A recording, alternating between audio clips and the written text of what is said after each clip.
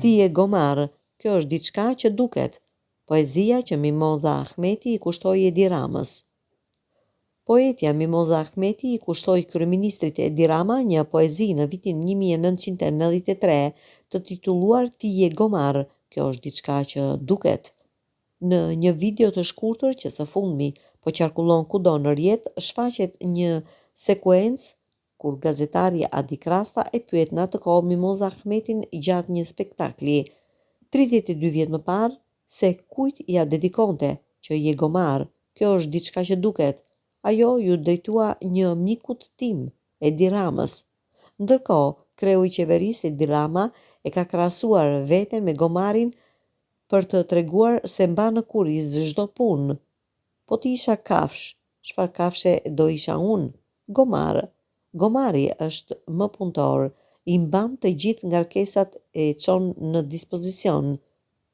Edhe të birin e Perëndis, gomari e mbajti, deklaronte Rama. Nga Mimoza Ahmeti. Që ti je gomar, kjo është diçka që duket. Fytyrë e bukur dikur, tani stigmatike. Në gjurmët e tua gjej vrasjen që të kanë bërë. Ne gratë që i humbe, që i braktise.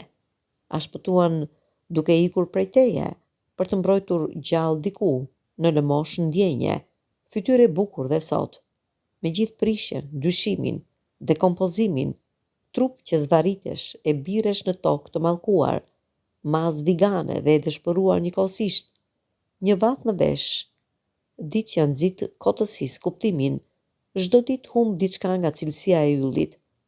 Vdiresh në rrër, çdo natë fiton diçka nga pamortësia e vdekjes. Ah, tani që po shuhesh, ndërsa vazhdon akoma të shuhesh.